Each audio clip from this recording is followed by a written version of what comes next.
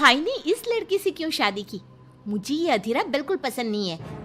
बेटी अब क्या कर सकते हैं, मैं भी तुम्हारे भाई की शादी इस लड़की से नहीं कराना चाहती थी, लेकिन समर्थ की जिद के आगे मुझे झुकना ही पड़ा। समर्थ ने अपनी पसंद की लड़की अधीरा से शादी की है, लेकिन उसकी माँ मंजू और बहन सौम्या को अधीरा बिल्कुल पसंद नहीं है। समर्थ की माँ ने तो अपने बेटे के प्यार के आगे अपना सर झुका लिया और दोनों की शादी करवा दी, लेकिन सौम्या ने अभी तक हथियार नहीं डाले थे। वो अभी भी अपनी भाभी को घर से निकालने की हर मुमकिन कोशिश कर रही है। बहू, ओ बहू, आज चाय मिलेगी या नहीं? लाई माँ जी। एक तो समर्थ भी न जाने कहां से इस लड़की को पकड़ कर ले आया है। हर काम ऐसे करती है मानो हाथों में मेहंदी लगी हो। लीजिए माँ जी चाय। अच्छा तो ले आई तू चाय। मुझे तो लगा था कि तू सुबह की चाय दोपहर के खाने के बाद देगी। माँ जी दूध वाला लेट आया था, इसलिए चाय बनाने में लेट हो गई। इतने में सौम्या वहां आ जाती है। माँ, मैं अपनी सहेली देविका से मिलने जा रही हूँ, शाम को आऊंगी।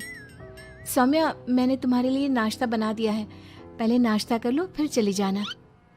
मुझे आपके हाथ का बेस्वाद खाना नहीं खाना। मेरी सहेली देविका बहुत अच्छा खाना बनाती है, मैं उसके यहाँ खा लूंगी। ओके माँ, बाय, मैं चलती हूँ।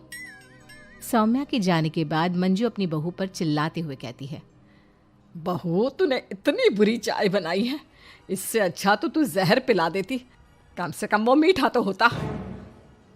अगर मेरे बस में होता तो चाय की जगह जहर ही दे देती। कुछ कहा तूने? अब नहीं माँ जी, मैं दूसरी चाय बना देती हूँ।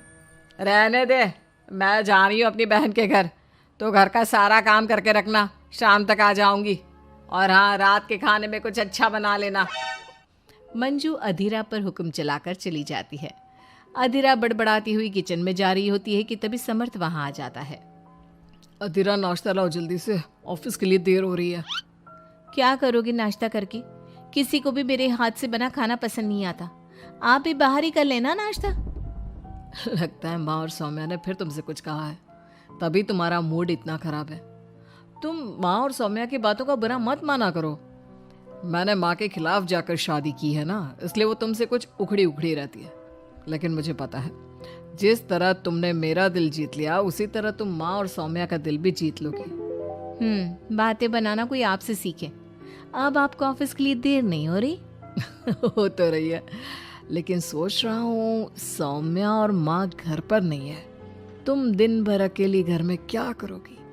मैं आज ऑफिस की छुट्टी कर ही लेता हूँ। नहीं नहीं नहीं, मैं घर में अकेली रह सकती हूँ, आप ऑफिस जाओ। चलो जाओ और अपना काम करो।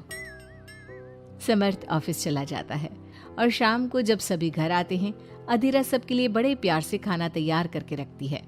सौम्या सबसे पहले किचन में जाती है। अरे वाह, खाने की तो बहुत अच्छी खुशबू आ रही है, लेकिन मुझे इस खाने का मजा किरकिरा करना ही होगा। सौम्या खाने के अंदर बहुत सारी हल्दी डालकर चली जाती है। उसके बाद अधीरा सबके लिए खाना लगाती है, लेकिन किसी को भी खाना अच्छा नहीं लगता। छी भाभी, कितना बुरा खाना बनाया है। इससे अच्छा तो आप हमें मना ही कर देती कि आप खाना बनाएंगी ही नहीं, तो हम बाहर से ही कुछ अच्छा खाकर आ जाते। कम से कम हमारे मुंह का स्वाद तो नहीं बिगड़ता। बहू, तूने हम सबको सुबह बिना खाना खाए निकाल दिया, और अब भी हमें बिना खाना खाए सोना पड़ेगा। क्या करती हो अधीरा? तुम्हें खाना बनाना भी नहीं आता क्या? दिमाग खराब कर दिया। समर्थ गुस्से में वहां से चला जाता है। उसके पीछे पीछे सौम्या भी जाती है। भैया, हमने आपसे कितना मना किया था कि इस लड़की से शादी मत करो मत करो, लेकिन आपने हमारी एक नहीं सुनी। आप मेरी सहेली देविका को तो जानती हो ना, सुंदर होने के साथ साथ हर काम में माहिर है। सौम्या देखो, मैं वैसे ही परेशान हूँ, तुम मुझे और परेशान मत करो, जाओ यहाँ से। सौम्या ने समर्थ के दिल में अधीरा के लिए नफरत डालने की कोशिश की। अगली सुबह अधीरा जल्दी सोकर उठी और सबके लिए नाश्ता बना लिया, लेकिन समर्थ बिना कुछ खाए ही ऑफिस के लिए निकल गया। सौम्या भी ये सब नोटिस कर रही थी। उसने देविका को घर पर बुला लिया। देविका, आज भैया बहुत गुस्से में है। आज तुम ऐसा खाना बनाओ कि भैया उस अधीरा की तारीफ करना भूल जाए। सौम्या, तुम ये सब क्या कर रही हो? तुम्हारा भाई शादीशुदा है वो कभी मुझसे शादी करने के लिए तैयार नहीं होगा। लेकिन तुम तो भाई से पहले से ही प्यार करती थी ना। हाँ करती थी, लेकिन ये उन दिनों की बात है ना। चुप रहो तुम। अगर तुम्हें भैया को पाना है तो तुम्हें वही करना होगा जो मैं कहूंगी। सौम्या ने जैसा जैसा कहा देविका ने वैसा ही किया। देविका ने बहुत ही स्वादिष्ट खाना बनाया। शाम को सभी लोग इकट्ठा हुए और सबने एक साथ मिलकर खाना खाया। इतना मजेदार खाना खाकर सबने देविका की खूब तारीफ की। समर्थ ने अपनी पत्नी को ताना देते हुए कहा, अधीरा, देविका ने कितना अच्छा खाना बनाया है। तुम्हें देविका से खाना बनाना सीखना चाहिए। अब तो ये रोज की बात हो गई। सौम्या हर बार देविका को अपने घर बुलाती और किसी न किसी बात पर अधीरा को शर्मिंदा करती। सौम्या अपने भाई की बात देविका से कराने लगी। अब समर्थ भी देविका से प्यार करने लगा। सौम्या ने अपने भाई से कहा, भैया आपको देविका पसंद है ना? अरे तुम ये क्यों पूछ रही हो? क्योंकि मैं चाहती हूँ कि आप देविका से शादी कर लो। अरे सौम्या, ये मुमकिन नहीं है, क्योंकि देविका मुझसे शादी करने के लिए कभी तैयार नहीं होगी और अधीरा भी इस रिश्ते से खुश नहीं होगी। आप देविका की चिंता मत करो, उससे मैं बात कर लूंगी। आप बस अधीरा भाभी को समझा दो। सौम्या की बात सुनकर समर्थ अधीरा के पास जाता है। वो उससे अपनी और देविका की शादी की बात करता है। अधीरा, मैं देविका से शादी करना चाहता हूँ। क्या?